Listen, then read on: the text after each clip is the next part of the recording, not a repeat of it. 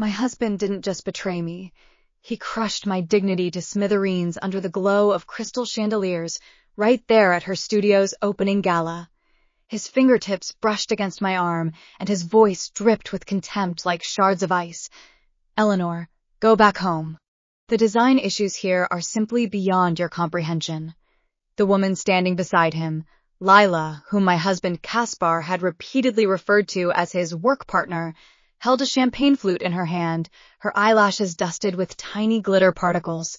Her eyes sparkled with smug triumph, brimming with the satisfaction of someone who'd already won. The bubbles of champagne burst in the air, and the guests' gazes felt like fine needles piercing right through me. They listened, they watched, they whispered among themselves, treating me like an outsider, a tiny, ridiculous intruder into their world of sophisticated design. But none of them had any idea that every inch of design copyright, every single penny of operating funds for this prismatic design studio that Caspar and Lila were so proud of, and now raising their glasses to celebrate, had come from me, Eleanor Rivers. That night, they slapped me with the cruelest of gestures and gave me every single reason to tear down with my own hands everything they'd built on lies and betrayal. Before I begin telling my story, I'd like to know, are you with me? Just say I'm listening in the comments, or let me know where you're watching from. I'm really curious to see just how far my story can reach. Sometimes, even a single word can make it easier to share a story that's been so hard to tell. Thank you all. Now, my story begins. If my voice resonates with you, don't forget to subscribe to this channel. It'll help me keep telling these stories that too many people carry in silence. My name is Eleanor Rivers, and this, right here, is where it all finally fell apart. I've always been comfortable living in Portland's quiet corners, the kind of woman people think they know so well, because I never bothered to correct them. In most people's eyes, I'm an independent art curator working from a tiny office tucked between a morning bakery and a serene yoga studio. No one ever bothers to wonder what my real job actually is, and I've learned to let them keep guessing. It's simpler that way, easier to observe, easier to remain invisible, until the day I choose not to hide anymore. The afternoon Caspar brought me the invitation. He stepped into the house with a lightness and pride I hadn't seen in him for months. He handed me a gold-embossed envelope, the kind usually reserved for art exhibitions and high-end salons, not studio events. Layla's new studio is opening, he said, almost too casually. It's going to be a big night. Everyone important in the industry will be there. I pulled out the invitation and stared at the flowing script on it. Prism Design Studio Grand Opening. His excitement seemed out of place, pointing toward a world that didn't include me. Dress a bit more formally, he added, leaning against the doorframe like a man offering polite advice to an acquaintance. And try not to ask too many questions that fall outside your area of expertise. It's an important night for Layla, and for all of us. I stared at him for a long moment, watching as he pretended to casually avert his gaze. From his tone, from the slight tightening of his jawline, I could sense it. His real concern wasn't that I'd make a fool of myself, it was that I'd embarrass him. Why are you so afraid of making me look bad? I asked calmly. He gave a light chuckle, but the laugh lacked any warmth. Eleanor, come on, he said. This place really isn't for people who don't understand how professional design works. Just stay quiet, offer your support, and try to blend in as much as possible. The gentle connection we once shared now reveals itself like a crack in the foundation, small yet profound. I feel this more clearly than ever before, yet I still told him I'd go, not because I wanted to, but because a voice deep inside me was whispering, it's time to stop avoiding it. It's time to pay close attention. That evening, after Caspar had fallen fast asleep, I slipped into my office and switched on the screen that occupied the entire back wall. Rows upon rows of design copyright certificates, project valuation reports, and the flow of funds from art foundations lit up the room with blue hues and shifting shadows. Information that only a handful of people across all of Oregon even knew existed, and among them, not a single one was named Caspar Thorne or Lila Harper. I stood there for a long time, surrounded by the faint hum of the servers. They thought I was a small, simple, and harmless person. But the truth, the real truth, was quietly waiting, patient yet razor-sharp. That was the very beginning of the first crack. On the night of the opening reception, as I stepped into the gleaming glass lobby of Prism Design Studio, I immediately felt every pair of eyes scrutinizing me. It wasn't with malice. Rather, it was that polite, subtle disdain that industry insiders reserve for spouses who aren't part of the core team.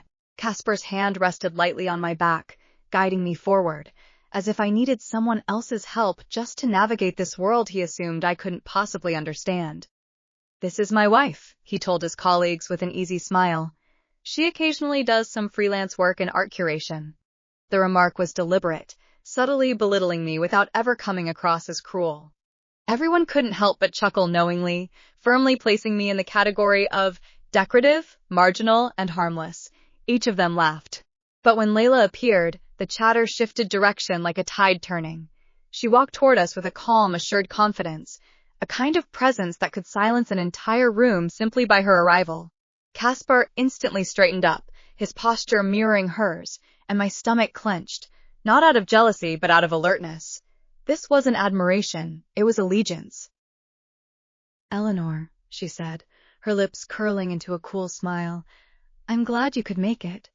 Her gaze swept over my dress, my shoes, scrutinizing my very existence, weighing and calculating. Then the first jab came. "Still, you might be more comfortable staying at home. Tonight's discussion could get a bit sophisticated, perhaps not quite suited for amateurs." A ripple of giggles rippled through the crowd. Casper didn't correct her, didn't object, and didn't even glance in my direction. Instead, he patted Layla on the shoulder, a gesture that spoke louder than words, expressing agreement, approval, and gratitude.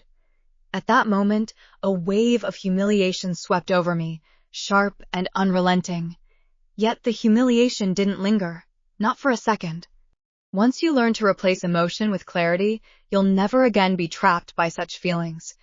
I let the sensation pass through me, then watched them as if observing a negotiation. Quiet, methodical, eyes fixed intently on each other. Later, as champagne glasses clinked and the crowd gathered around Layla to offer their congratulations, I stepped away to the far wall, where the studio's flagship project proposals and copyright documents were displayed. A series of highlighted projects caught my attention: the design for a cultural and creative space in the city center, an art installation along the riverbank, and the visual system planning for 3 commercial complexes. The core copyrights for each project belonged to the Rivers Art Foundation, and to me. My pulse wasn't racing, my breathing wasn't erratic. On the contrary, I leaned in closer and took a look at the proposed transfer price for the copyrights, far below market value and significantly lower than the actual worth of the entire project portfolio. There was only one explanation. They planned to force me into handing over the copyrights by applying pressure and spreading false information. Just as I stepped back in time, I happened to catch Casper's voice from behind the display column. "Layla, trust me. The Foundation's executives don't know the true value of these projects' copyrights. We can drive the price down, and she'll give in." Layla chuckled softly. "Great. Once we've got these copyrights, my performance metrics will be unmatched." Little did they realize that what they were discussing was my project, my foundation, and the very heart and soul of my work. They had no idea that the very person they'd so casually dismissed was the one who held the key to the very resources they needed. I slipped away from the party unnoticed, stepping into Portland's warm night air. My heart was steady, and my mind was already busy plotting. The pain had long since faded. All that remained was a meticulously crafted plan. I'd finally seen through Casper and Lila for what they really were, and now it was their turn to see through me. At the end of this chapter, there was no anger left, only resolve, a quiet shift, a door opening within me. I was no longer reacting passively. I'd begun to take the initiative and prepare myself actively. The morning after the opening reception, I woke up feeling just as clear-headed as I had been the night before when I'd walked out of that building. The sting of humiliation had settled into something colder and sharper, a clarity that allowed me to cast off the fog of emotion and examine everything with unclouded precision. From this perspective, it's clear that Caspar didn't suddenly change his mind overnight. He'd been distancing himself from me for months, maybe even longer, and yet I kept refusing to acknowledge it. In my mind, I kept replaying scene after scene, as if I were watching surveillance footage. Those late-night visits to the studio that never appeared on his schedule, the lingering scent of Layla's signature woody perfume on his clothes when he came home, the way he'd turn his phone away whenever he texted, his newfound habit of deleting messages, and suddenly, financial statements that no longer matched our household expenses. None of this was accidental, nor was any of it innocent. Sitting in my office, I opened the private data dashboard of the Rivers Art Foundation and began tracking his movements. The GPS history from his car told a story he'd never admit to, a series of repeated stops at a boutique inn on Cedar Street, stops that almost perfectly coincided with the dates of projects Layla had publicly listed. It took me just a few minutes to match up their timelines. The period during which they acted in sync turned out to be much longer than I'd imagined. While reviewing his credit card statement, I came across a hotel receipt, booked under the name of a junior designer who worked for Layla, yet charged to Casper's Studio's corporate card. It was an awkward attempt at camouflage, masking a fact that had been glaringly obvious all along. I called Theo Bennett, the only person who knew my true identity and everything I was in control of. When I shared my discovery with him, he didn't sound surprised at all. He said he'd never trusted Layla. Several years ago, she'd been caught up in an undisclosed but very real scandal in Idaho involving the falsification of design copyright certificates and manipulation of project bidding processes. Back then, she'd gotten away with it because the evidence had fallen apart at the last minute. This time, I'm determined to make sure she can't get away with it. But I didn't hire a private investigator. I don't need to. The Rivers Art Foundation's data analytics system is far more thorough than any investigative agency in Portland. With it, I can cross-reference industry-wide data, analyze her project transaction history, and immediately flag any anomalies. This doesn't violate anyone's privacy. Every piece of information I'm looking at is legally accessible, but the patterns that emerge are crystal clear. As I sifted through the timeline, an even darker truth came to light. Layla had been leveraging inside industry knowledge to orchestrate copyright acquisitions, deliberately inflating her performance figures for personal gain while shifting the risks onto Prism Design Studio. Casper was deeply involved. His name appeared on project drafts that hadn't been disclosed to me, and he'd even co-signed fund transfers into Layla's shell design company. At that moment, I stopped seeing him as just an unfaithful spouse and began to recognize him as an industry rule breaker whom Layla had drawn into her web. In the evening, I made up my mind. Not only would I expose the affair, but I'd also dismantle their network of violations without letting them suspect a thing the entire time. By the end of this chapter, there was no heartbreak. Instead, there was just a firm resolve to see the full picture of the conflict clearly. After gathering evidence of the affair and Layla's violations, I didn't fall apart in anger. I actually felt a kind of focused determination, similar to how one approaches complex copyright negotiations. Together with Theo, we combed through 3 months' worth of project communications, transaction records, and activity logs, pinpointing Layla's crude plan, acquiring undervalued copyrights at low prices and then aggressively bidding to reap huge profits. I drafted a detailed report and sent it anonymously to Prism Studio's compliance department, deliberately avoiding any mention of Caspar in order to strike precisely.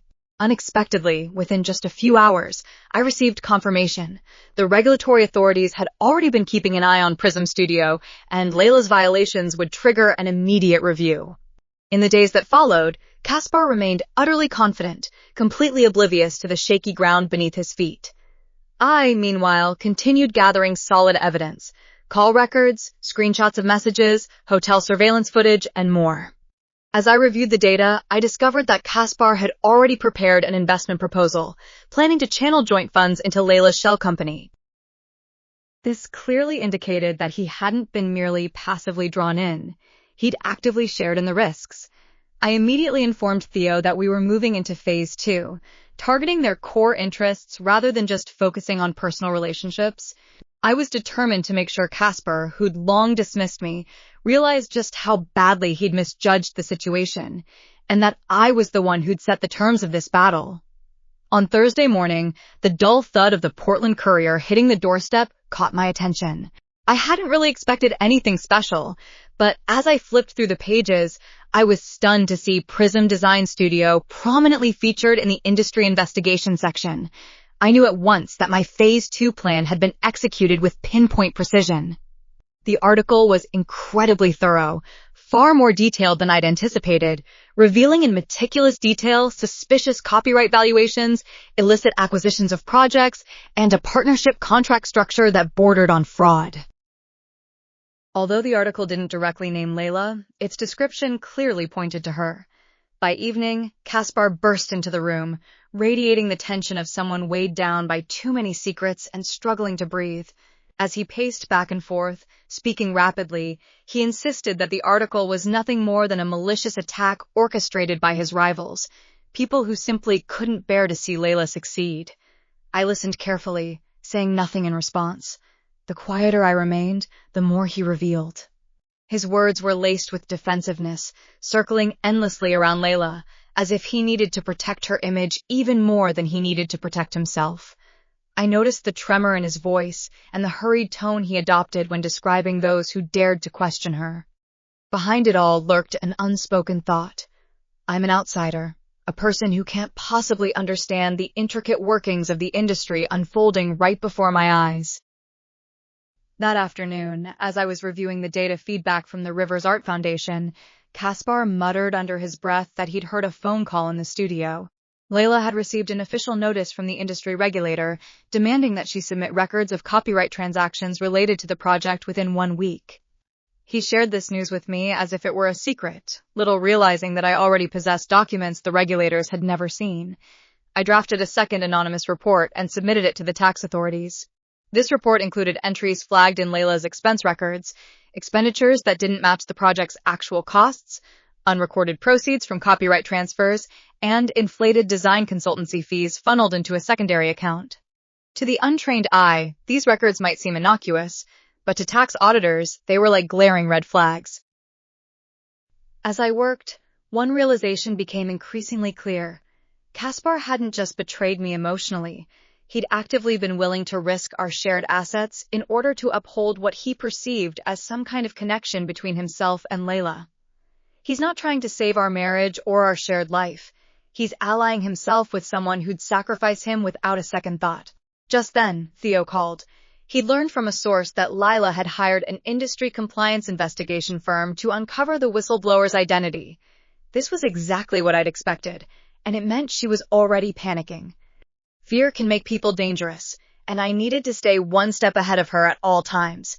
I instructed Theo to immediately elevate the internal security settings of the Rivers Art Foundation to high security mode, double the firewall protection, encrypt access logs, and hide ownership information behind multi-layered legal structures and encrypted registration records. Unless I gave my explicit permission, no one, not even industry regulators, would be able to trace my name. That evening, I stood in the Rivers Foundation's data room, facing a wall illuminated with real-time data streams, charts, and industry reactions. Project collaboration offers from Prism Design Studio have begun to dwindle. Whispers are circulating among partners, and industry analysts are starting to stir. The ripple has already started spreading, and I'm the one who threw the stone. The next day, the regulatory oversight of Prism Design Studio expanded its scope, escalating from a routine investigation to a full-scale probe. Caspar paced restlessly at home, filled with dread, repeatedly calling Layla only to find himself constantly routed to voicemail. Clearly, she'd drawn a clear line between them. Before noon, Theo called to inform me. The regulators have obtained a search warrant and are about to raid Layla's studio. I stared at my screen, utterly calm, confirming that everything was proceeding exactly as planned. That evening, Caspar walked in with a deathly pale face and rapid breathing. I simply placed the divorce papers right in front of him. I've had enough. I'm not going to give you another chance to destroy things anymore. He went from calmly denying everything to bursting into furious anger, insisting that the hotel receipts and location records were all forged. But when I presented evidence, such as surveillance screenshots, timestamps, and credit card statements, he was left speechless. He even confessed that Lila had warned him someone was sabotaging the plan and that he'd already lost control. I told him to leave, but he insisted the house belonged to him. I immediately showed him proof that the property was registered under the Rivers Art Foundation. Caspar finally realized that I was the true owner of the foundation. His face turned deathly pale, leaving nothing but sheer terror in his eyes. Just then, Theo called, saying regulators had seized all materials from Lila's studio, including her computer and project records, and that she wasn't present at the time. Moments later, Kaspar received a call from a colleague who informed him that Lila had been suspended pending an investigation. Kaspar collapsed onto the floor, mumbling repentant words and begging for forgiveness. But by then, my heart had already softened no more. I walked into the room, closed the door, and sealed out the sound of his breakdown. It was the end of everything, yet also the beginning of something entirely new. A few days later, I was invited to an emergency meeting at Prism Studio. They'd mistakenly taken me for the Rivers Foundation's lawyer, unaware that I was actually the sole owner. By the time I arrived, the conference room was in utter chaos, and the studio was on the brink of collapse. Someone recognized me as Kaspar's ex-wife and stared at me with a look of utter confusion. I asked to see the copyright documents, and immediately laid out the proof of ownership. I am the Rivers Art Foundation. The room fell utterly silent in an instant. Those who'd previously dismissed me were now filled with astonishment and fear. I proposed acquiring the studio, mired in violations and copyright disputes, at a price 40% lower than its value just 2 months earlier. With no other options left, they had no choice but to accept. A few minutes later, security escorted Kaspar into the conference room. When he saw me sitting at the head of the table, the documents spread out before me, and all the partners listening intently to my words, he froze completely. It was an expression that revealed his entire worldview had been shattered. "I've already filed for divorce," I told him. "There won't be any dispute over the division of assets, because those assets were never yours in the first place." He didn't say a word. Just then, the final blow came. A partner announced that Lila had been arrested at the airport while trying to flee Oregon, charged with copyright fraud, market manipulation, and obstruction of justice. Kaspar's knees buckled. This time, he didn't collapse onto the floor. Instead, he simply sank down, utterly drained of strength. The meeting ended quickly, and the relevant documents would be signed within days. Prism Design Studio, the source of Kaspar's pride, Lila's battleground, would become a subsidiary of a foundation no one even knew I controlled. That evening, I stepped out onto the balcony of the studio building I'd just purchased. Portland stretched below me, glowing brightly under the lights, and music drifted over from somewhere in the distance. The city hadn't changed, but I had. I wasn't reclaiming power.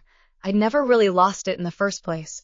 I'd merely handed it over to people who didn't deserve it, and now, at last, I'd taken it back. Standing on the balcony overlooking Portland, I felt a long-lost sense of calm, not born of escape or denial, but rather of liberation after having endured everything that was harsh yet necessary. This silence wasn't empty.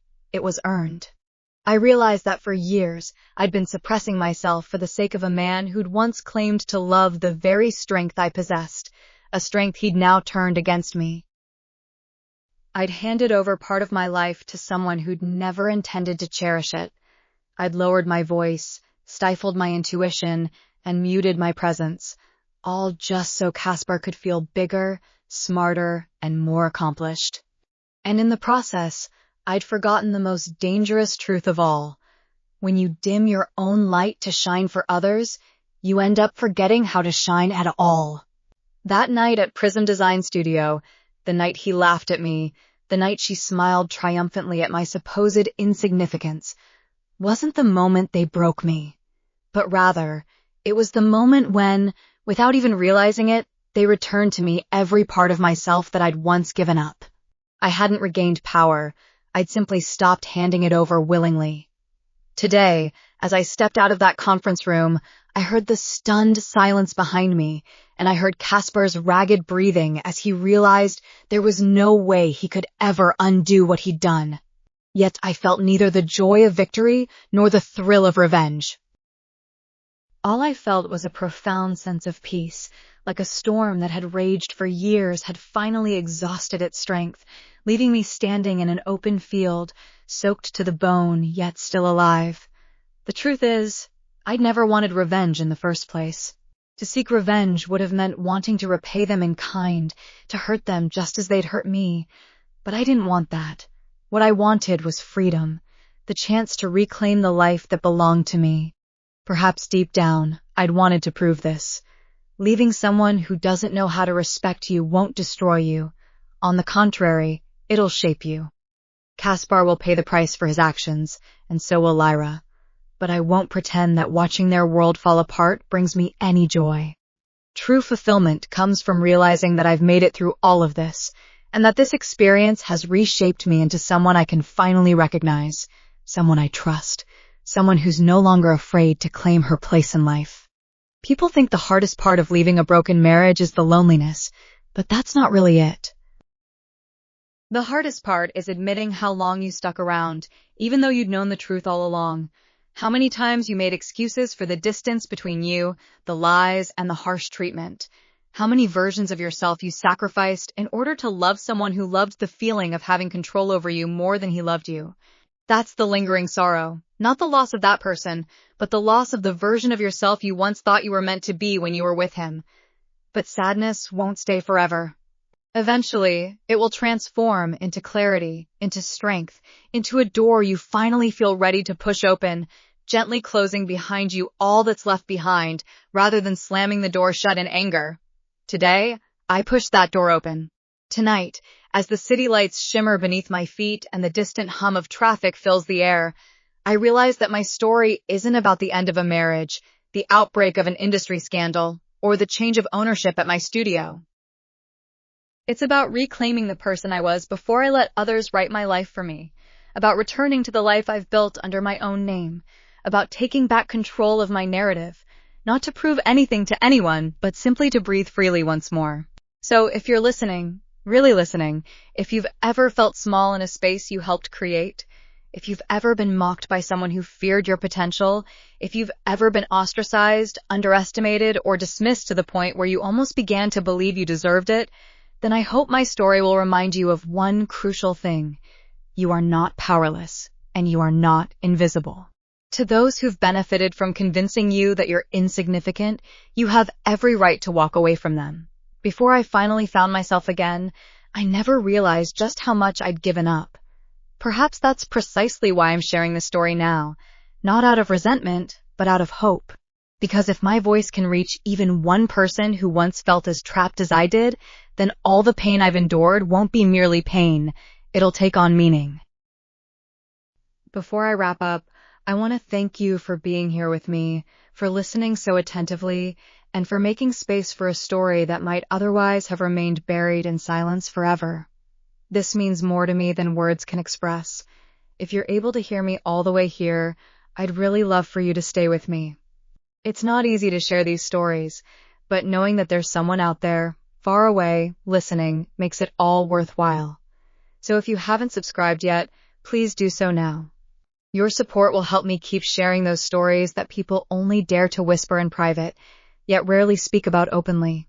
Stories about betrayal, resilience, survival, and that quiet strength it takes to rebuild your life from the fragments others have tried to destroy. My name is Eleanor Rivers, and this is the very first chapter of my life that truly belongs entirely to me. Perhaps that's the most extraordinary part, the silence that comes after everything has burned down. You'd think it would feel empty, hollow, or filled with fear, but it doesn't. Instead, it feels utterly real. For the first time in years, I'm no longer pretending, no longer suppressing myself, no longer waiting for others to choose me, acknowledge me, or even pretend to see me. I no longer need any of this. All I need now is room to breathe, and finally, I've got it. As I stand on the balcony, the wind brushes against my cheeks, as if reminding me that whether we're ready or not, the world keeps moving forward. I've come to understand a simple truth. Survival isn't about winning. It's about refusing to disappear. I haven't disappeared. I haven't collapsed. I haven't allowed their betrayal to rewrite who I truly am. Tomorrow, when I step into my own office at the Rivers Art Foundation, sit down in the seat that was always meant for me, and gaze out over the city, knowing that every single inch of life I'm stepping into has been built by my own hands, I'll know with absolute clarity, I've lost nothing worth cherishing. I've merely made space for all the versions of myself that I was destined to become. Perhaps this is the real ending, or rather, the real beginning of this story.